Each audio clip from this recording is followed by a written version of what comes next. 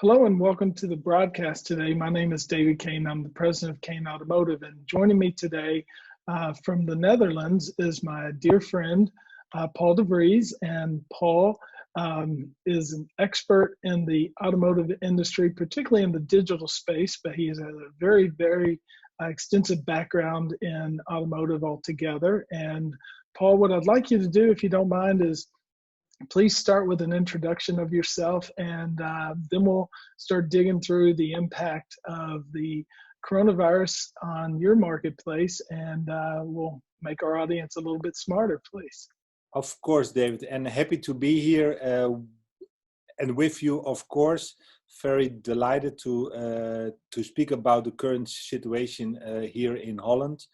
I'm Paul, I'm 47, I'm now the spokesperson and ambassador of eBay Automotive in the Netherlands and in Belgium.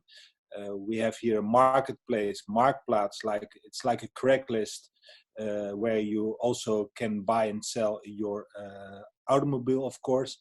And I'm also the CEO of the company DCDW, what stands for Digital Car Dealer Workshop, where we have the mission statement that we want to make the online automotive better. So we are publicizing a lot of content about various topics, about lead handling, about online marketing, lead follow-up, and everything besides that as well. And doing a lot of seminars, podcasts, but also the reseller of systems like the cold wrap system, cold tracking software. And we are now also the reseller as well of Spincar from the US in Holland as well. Excellent. Sounds like you've got a lot to say grace over, and certainly keeps you busy. On a personal level, you've got a wife and a son, and my guess is you are not in your home office. You are actually able to slip out. Tell us a little bit about the situation that you guys are going through from a work and home balance. Are your kids in school? What's going on there? Yeah, I'm happily married with Olga, and we had a pleasure to have you in our house with Eve 2 years ago, I think. Yes, yeah. The last time, and we have one son, Daniel. He's 11 years now, and in Holland, because of the coronavirus, we have locked down the restaurants, the big places, all the sporting activities, and the schools. So we have to homeschool him now from house, but it's much easier now with all the software tools in place. And I'm now at the office. We are still allowed to go to the office, still allowed to go to shops, but we don't are allowed to have a gathering with 2 people or more. And we have to keep our distance because we believe that some way, somehow, the healthy people has to be somewhere sick or somewhere to catch the virus to be immune for the virus as well. So we have not a total lockdown in like other countries in Europe, like Belgium, France, Spain, but we have more the approach of Germany and Sweden as well. Interesting. So not to be too medically oriented or scientific about this, but your all's approach to the virus is different than what we're doing here in the United States. And I'd be curious if you want to share with the audience a little bit what the impact is on you all as a family, what it is on you as a business person. Yeah, it's a strange thought because I'm not thinking that much about health. I'm not thinking a lot about that I'm catching the virus, of Olga is catching the virus, of Daniel is getting sick whatsoever. The big worry I have all day is what does the business, and are the dealers safe? Can they survive? Because there's nobody picking up leads, there's nobody buying cars at this moment. And if we are closed down for 4 weeks, 6 weeks, 8 weeks, it can be a disaster in the economy. And I'm a big believer that also when the economy has a big hit, it is also another good thing for the health of the people, right? But on the personal level, that's always my worries most, and that's maybe strange that you don't, that I'm not afraid to be sick, or that I'm not afraid that Olga is going to be sick whatsoever, but that I'm thinking to survive as a business man and the company, and that I need to provide for my people in the company as well. Sure, I can appreciate that. So moving on to the clients that you serve, you work with the motor companies in some situations, and you work to a large extent the dealers. And to give the dealers who are listening to this broadcast some orientation, you are basically a duplication of what we provide in the United States. And you and I collaborate a lot on processes and tactics and training methodology and such. And you've presented at our annual Clients and Friends Digital Success Workshop 2 times, and I've presented over at your event 2 times. And our hope is that we get to do this again, right? So we get to perpetuate that. So it's interesting.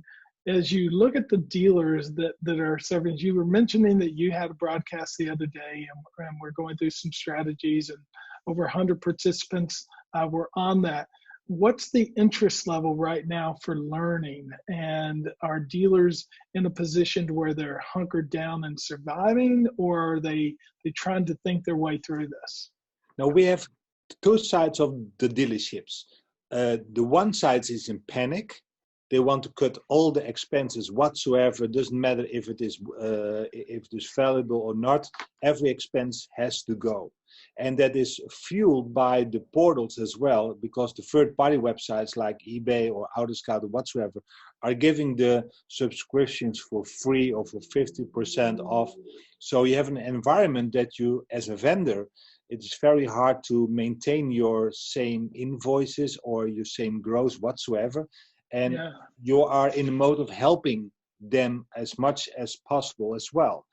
On the other hand, you have OEMs and the big dealers are taking advantage of the situations, and advantage in a good way, to provide better processes, better structure, better content, better training, to be better in focus for at the end of the tunnel as well, because we're going to go to the end of the tunnel some way, somehow.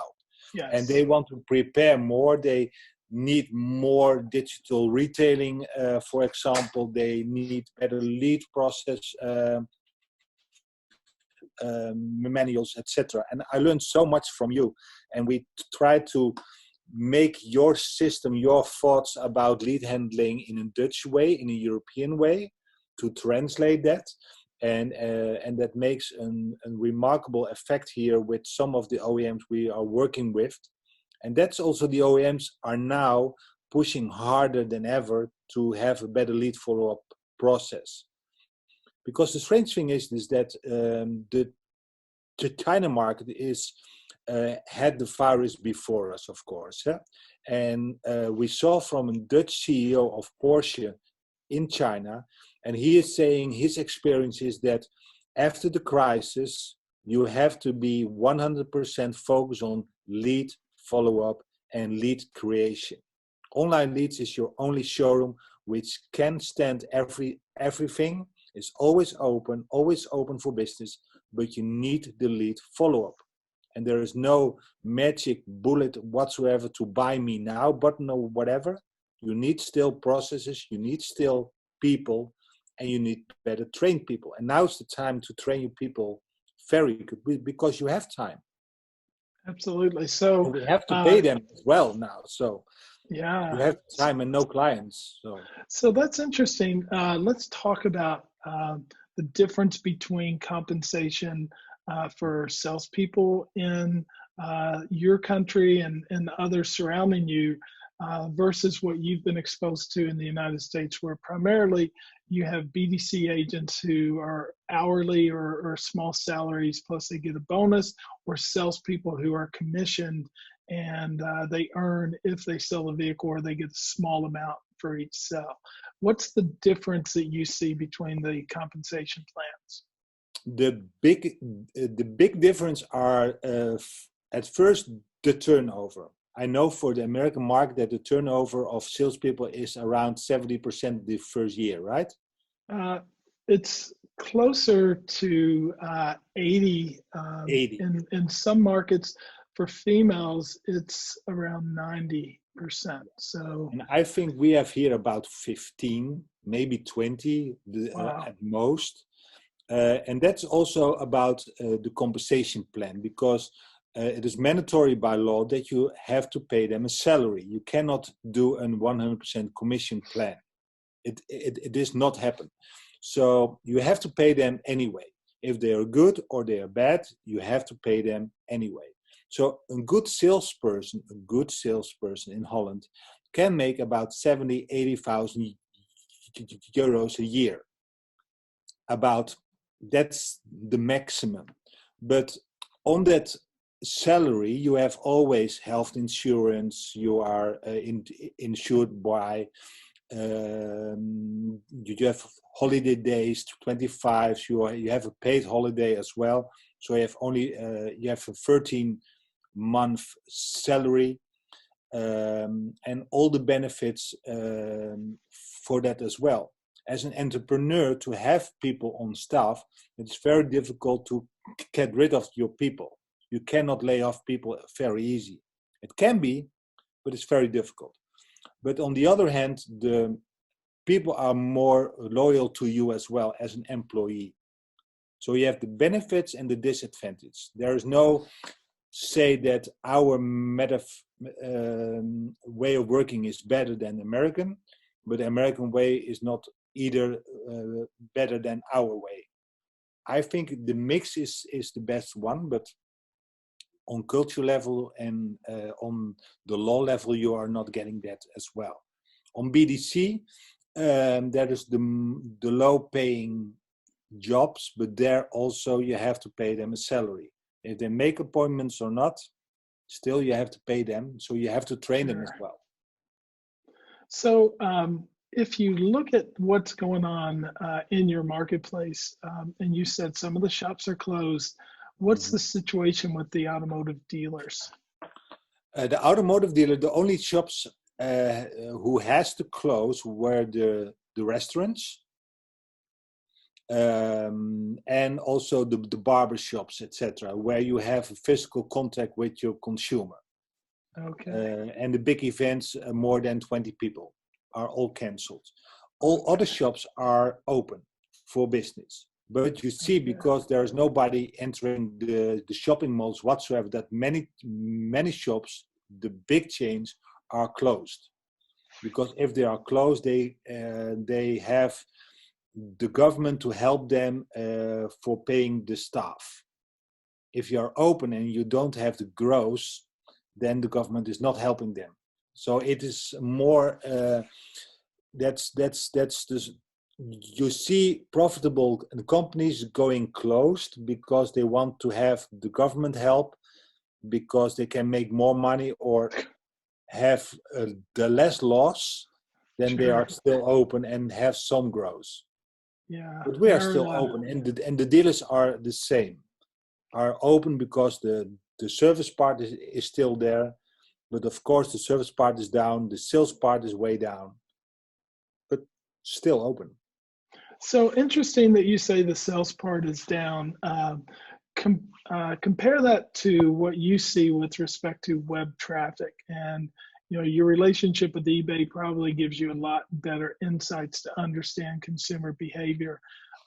Are you all seeing during this crisis? And I guess probably if you could start with where you think you are in the crisis. Are you still on the trajectory up with infections? Have you plateaued, or are you on your way down? And then we think that we are in a decline now. Good.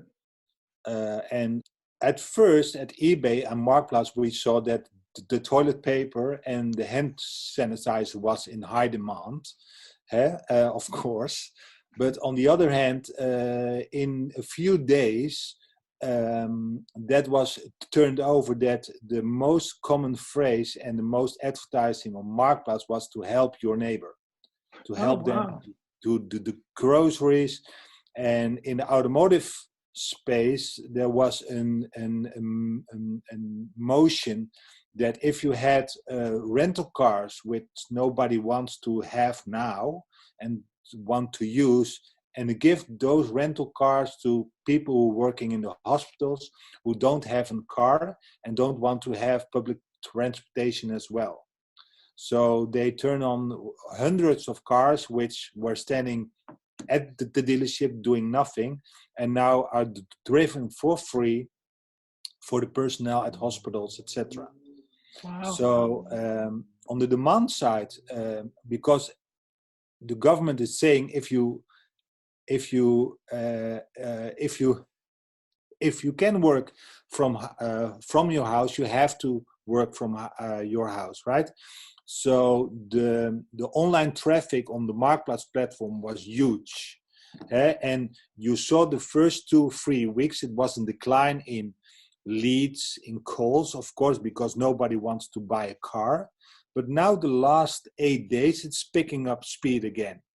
We are getting a lot of views, but the views in ratio of leads was off.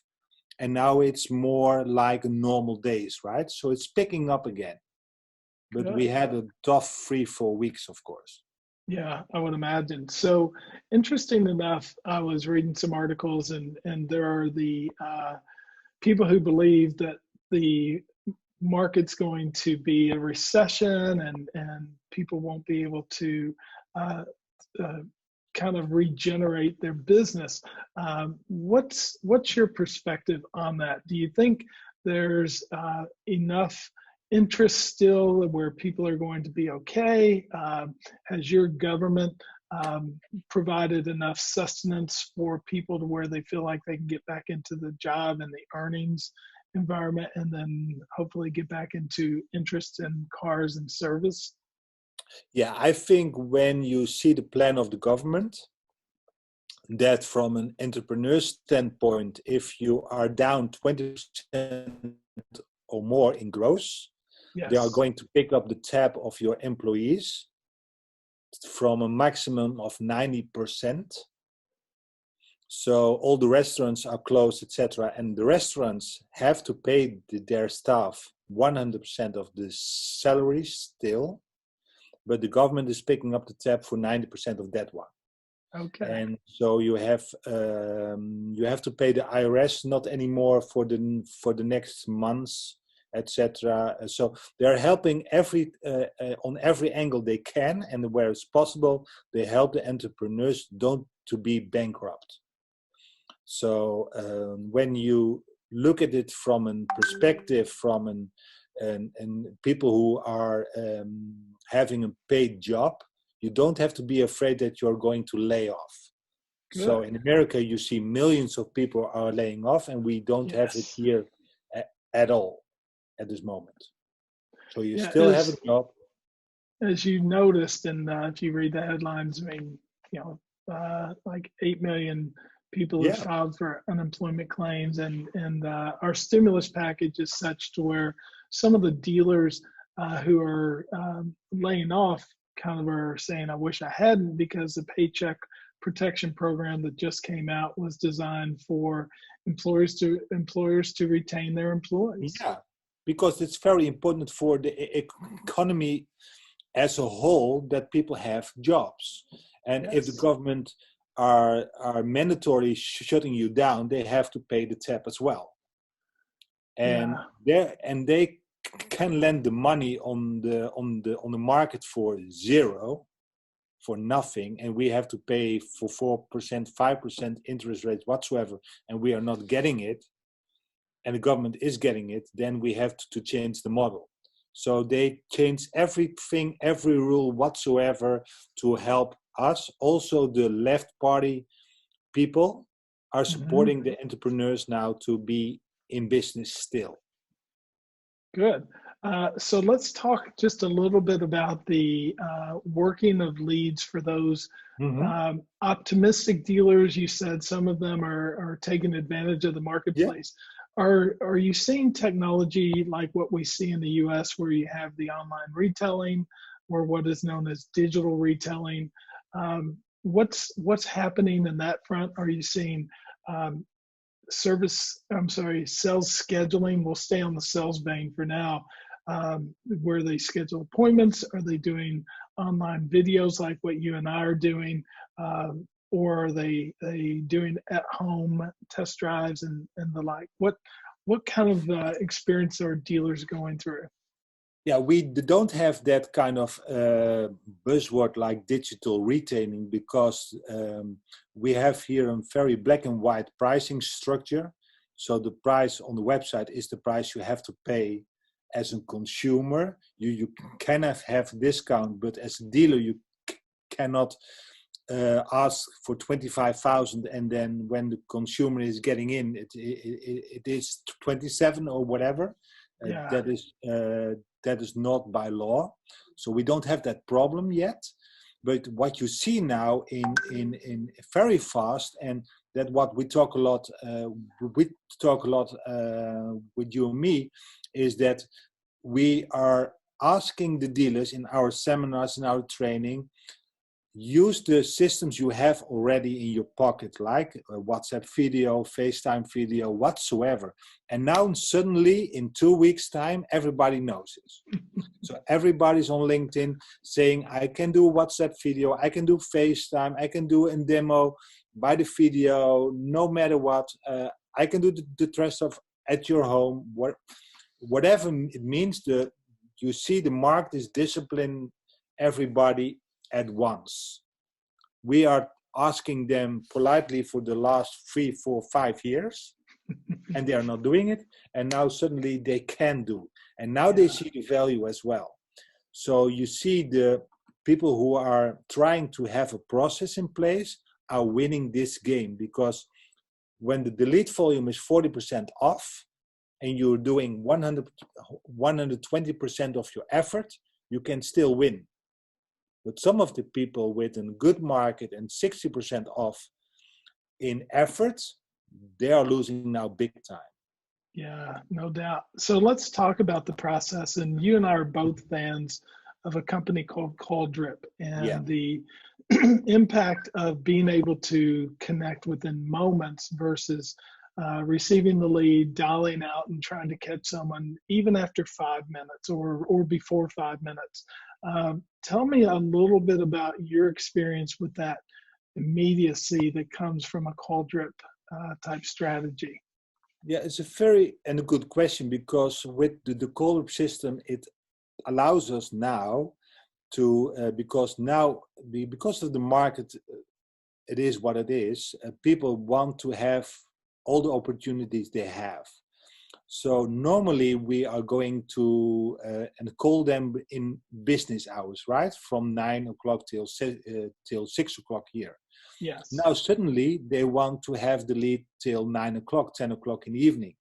And the call drip system makes that easy, that we can have that conversation with them at their house, at the mobile phone or their home phone, whatsoever, to convert those leads in a call, in a conversation in minutes, wherever the people are, wherever the salespeople are. So you see now also on the attempted rate, so you can see how many people press 1 to trying to connect with the lead is 10% higher than it was before the crisis. Wow. So you see the effort that they are trying more now, because the lead volume is down, the crisis is here, now every lead counts. We are saying that for years, but now every lead counts. It's only a starting point of the dialogue, still is, but it is an opportunity. Yeah, there's no question that what we're seeing is such a variety, and you have 50 states plus DC and Puerto Rico, and so you have 52 processes, and each of the states is being governed by their own state governor. So In some states, you can't sell, but you can service. In other states, you can't sell at all.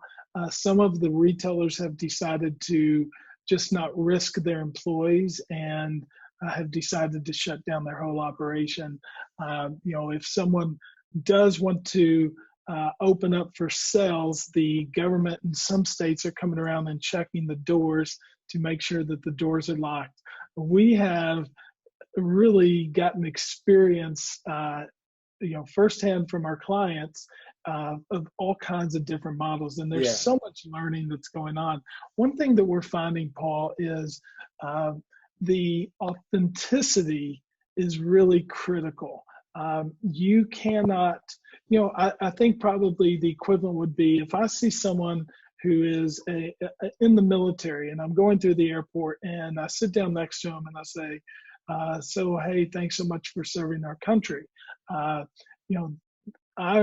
try to be authentic as opposed to, you see a lot of times, I appreciate your service. It's almost like, how are you doing? And whether you care or not. What we found is in this environment, you have to truly be authentic about caring for somebody. And I think it gives an opportunity to get away from more of the templates. And you and I, we write templates, we write scripts, we got all kinds of things. Say this, say that. And what my colleagues Chelsea and Steve and I have done during the lockdown period, because all three of us are locked down, is we've rewritten a whole lot of our training materials and such. But you and I both believe in be a human. Don't mess around with these customers. Be normal. Yeah. Be normal. Be also, be authentic. But I see the template still going and get an appointment and get him in. Now people maybe wants to have first time a FaceTime conversation like we have now. Yes. To know each other about the questions they have. How can I help you? And then go from there to the appointment. But I'm so afraid that if it is over, then everybody is going back to what it was. But the world is never going to be what it was. People know what can happen, that you want to be in your own car, but maybe time is very valuable and you don't have to be at the dealership for hours for some information you are getting like this. Yeah, it's crazy, the differential. Well, I'll tell you what, this has been very cathartic for me to talk to a colleague who does what I do and is experimenting throughout this. We're learning so much. So off the air, you and I will have to trade a lot of good ideas after the fact, and then we'll get back together and teach some more. But Paul, thank you so much for spending time with us today. Thank you, David, and thank you for all the knowledge and all the experience you wanted to share with us, so we can learn. Same here, Paul. I know that you're a hit every time you present in Lexington, and we will definitely have you back again. Okay. Thank you very much, David. All right. Be safe. Be Bye-bye. safe. Thank you.